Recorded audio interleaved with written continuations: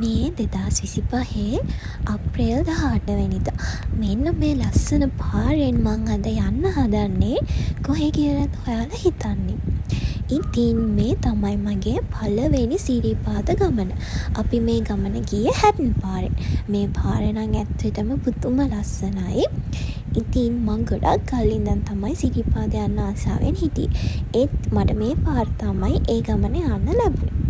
අපි උදේ පාන්දරම ගෙදරින් ආවා. කොහොම හරි අපි එතනට එනකොට උදේ 10:33 වගේ වුණා.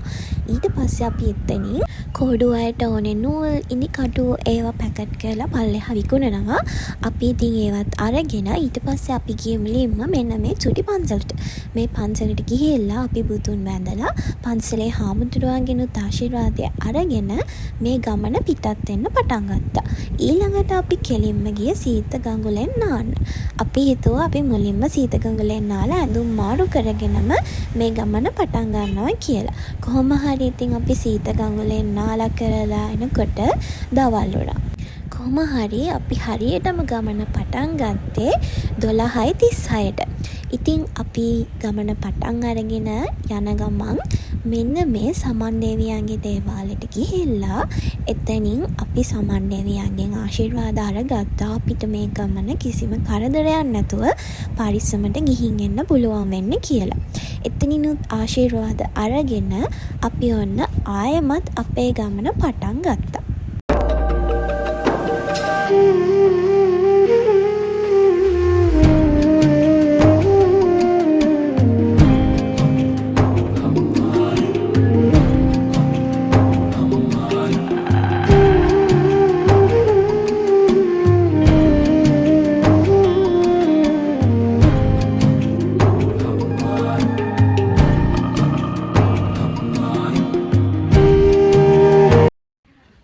පොඩයක් යනවා රැස්ස.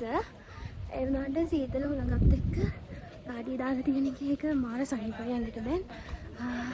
අපි තාම ඇදගෙන යන ගමන් ඉන්නේ සීත ගඟුලට.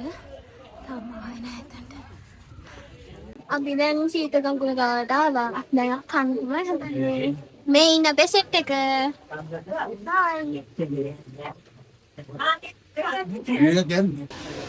අපි ගෙදරින් කෑම හදාගෙන තමයි ආවේ.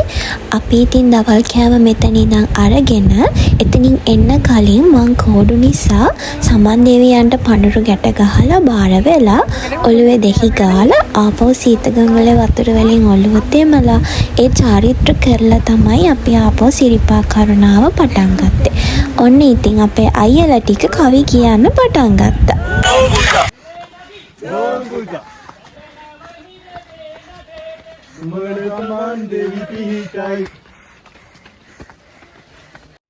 ටිකක් වහිනවා දැන්.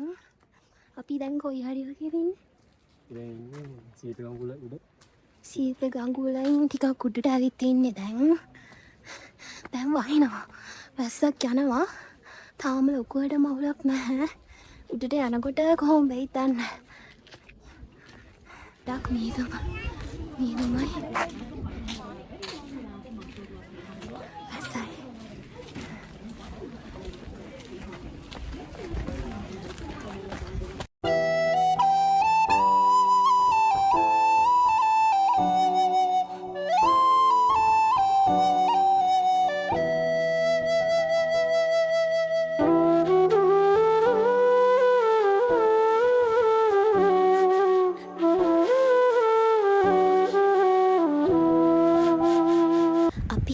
තමන්ටම මහන්සි නිසා අපි ආපහු ටිකක් නැවතිලා ඉඳියා. ඊට පස්සේ අපි ඉන්දිකටු පාන ළඟට ගිහිල්ලා එතනින් අපි අරගත්තු කෝඩු පැකට් වල තිබ්බ හඳුන් කෝඩු පත්තු කරලා ඒ ඖෂධ පූජා කරා. ඇත්තටම මට මෙතනට ආවම හිතුනේ ඇයි අපේ මිනිස්සු මේ වගේ ජරා විදිහට වැඩ කරන්න කියලා. ඔයාලටත් පේනවා ඇතිනේ ගෙනාපු කොළ හැමතැනම දාලා ඉන්දිකටු පාන හරිය තනිකරම කුණු ගොඩක්. එතන කුණු දාන ඩස්බින් හදලා තියෙද්දිත් ඔහේ නිකන් ඒවා ඔක්කොම තැන් තැන් වල බිම දාලා ගිහිල්ලා. ඇත්තටම මේ දේවල් දකින්නකොට මාරම දුකයි. ඇයි මිනිස්සු මේ වගේ තැන් මේ විදිහට අපිරිසිදු කරලා මේ වගේ දේවල් කරන්න කියන එකට. කොහොම හරි ඊට පස්සේ මම ඉන්දිකටු පානෙන් නූල් ගැට ගහලා ආපහු වන්න අපි යන්න පිටත් වුණා.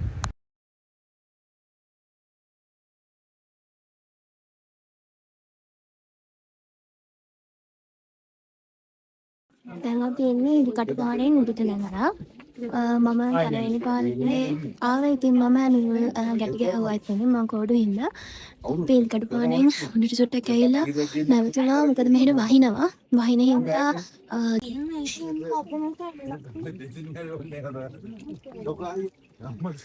පාරට පේනවා දන්නා පිටිපස්සේ ගොඩක් මේගොල්ලෝ තියෙනවා. හොඳටම සීතලයි. මේ ඉන්න පුණඩියන් කට්ටිය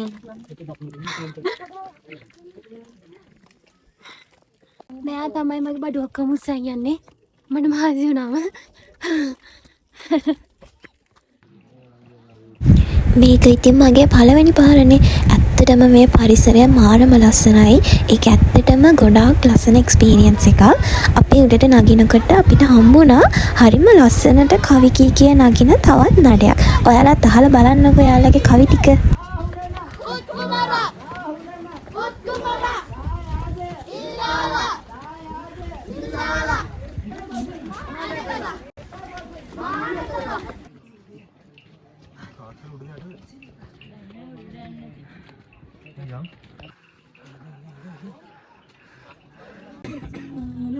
ඉතින් මහගිරි දම්මේ නැගගෙන ආවා. තව චුට්ටයි දෙන්න මළුවට යන්න. ඒ පොඩක් නවතුණා. පොඩි බ්‍රේක් එකක් ගන්න. අයියා ටිකක් මන්නේ කියලා. ඔන්න ඉතින් පැය 7ක ගමනකට පස්සේ අපි උඩමළුවට ආවා. එතන අපිට වීඩියෝ කරන්න දෙන්නේ නැහැ. ඉතින් අපි එතන උඩමළුවට ගිහිල්ලා ගාත කියලා වැඳලා කරලා එතන ටික වෙලාවක් ඉඳලා ආපහු පහළට බැස්සා. අපි ඉන්දිකටු පාන ගාව. මාර මොහන්සි උදේ අපි එනකොට හිතෙනවා සෙනඟ පොඩක් දැන් ඉන්නවා. කොහොම හරි අපි ඉක්මනට බහගෙන ආවට අපේ අම්මලා එනකොට ටිකක් පරක් වුණා. ඊට පස්සේ අපි ඉන්දිකටු පාන ගාව තියෙන අම්බලමේ අපි හැමෝම චුට්ටක් නිදාගෙන ආපහු පාන්දර පල්ලෙහාට බහින්න පටන් ගත්තා.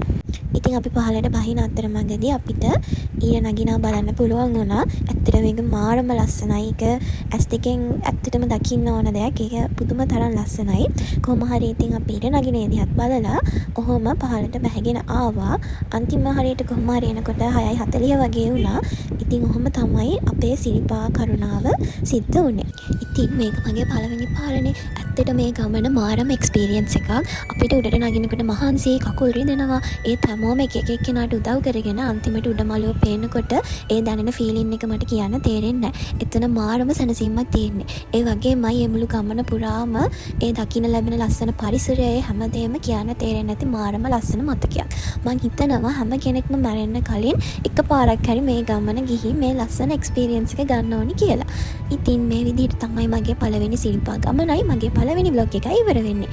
ආයෙත් අලුත් වීඩියෝ එකකින් එනකම් පරිස්සමින් ඉන්න. බයි.